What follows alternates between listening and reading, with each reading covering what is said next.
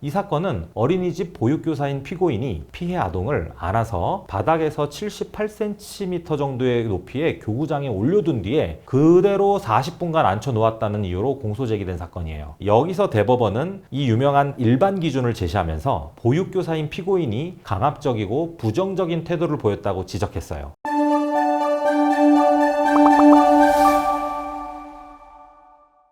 안녕하세요. 당신 곁에 김신 변호사입니다. 정서적 학대 행위란 무엇일까요? 어떤 자료들을 가지고 학대인지 판단할까요? 이에 대한 법원의 통일적인 기준이 2020년도 3월 12일에 대법원 판결로 나왔습니다. 이 판결이 나온 후 하급심 판결들은 일단 이 대법원 판결 기준을 판결문 제일 위에 써놓고 이 대법원 기준에 따라서 내가 사건을 판단해보니 당신은 학대야 혹은 무죄야 라고 판단하고 있어요. 오늘은 모든 판사님들이 판결문 도입부에 적고 시작하는, 그리고 저 같은 변호사들도 의견서 제일 처음에 일단 적고 시작하는 요 대법원 학대 판단 기준이 무엇인지 알아보도록 하겠습니다. 좀 길고 어려운 문장이지만 항상 쓰는 문장이니까 기억해 두도록 합시다.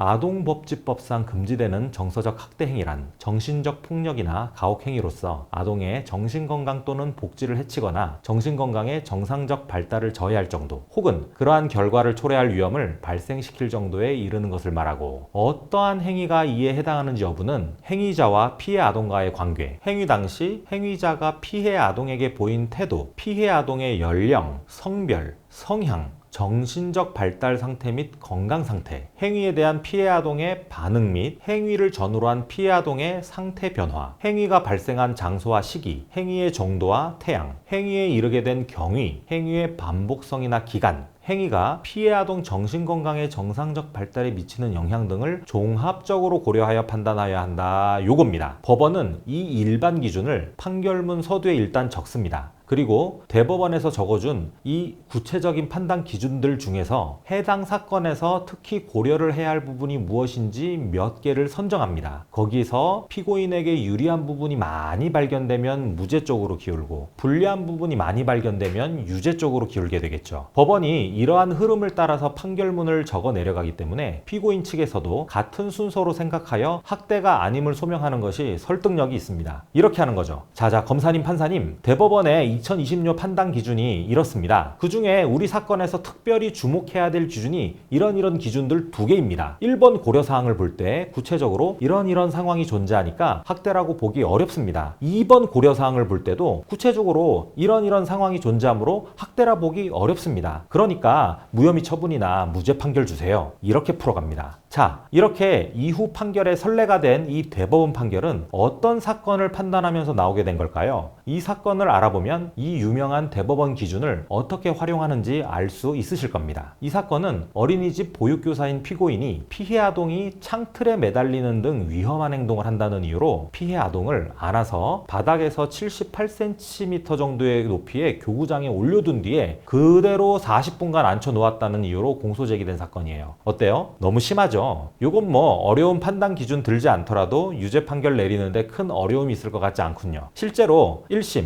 2심, 대법원 모두 이 행동에 대해서 학대 행위가 맞다라고 인정했습니다. 특히 여기서 대법원은 이 유명한 일반 기준을 제시하면서 보육교사인 피고인이 강압적이고 부정적인 태도를 보였다고 지적했어요. 판단 기준 중에 행위 당시 행위자가 피해 아동에게 보인 태도를 지적한 거죠. 피해 아동이 정신적 고통을 호소하면서 일주일이 넘도록 어린이집에 등원하지 못한 점을 들었어요. 행위에 대한 피해 아동의 반응을 본 거죠. 이제 이 길고 어려운 대법원 판결 내용을 실전에서 어떻게 사용하는지 감이 오시나요? 우리는 모두 법원에서 재판을 받기 때문에 판사가 생각하는 방식을 이해하면 변호사와 협력해서 사건에 대응하기가 용이합니다. 자, 변호사님, 대법원 판단 기준에 따르면 저는 이런 상황이 존재하는데 유리한 사유로 주장할 수 있지 않을까요? 네, 좋은 생각입니다. 증빙이 있을까요? 네, 변호사님, 퀴즈노트가 있어요. 이런 식으로 변호사와 소통하면 좋겠죠. 오늘 영상은 여기까지입니다. 영상이 도움되셨다면 구독과 좋아요 부탁드립니다. 저는 다음 영상에서 찾아뵙겠습니다. 감사합니다.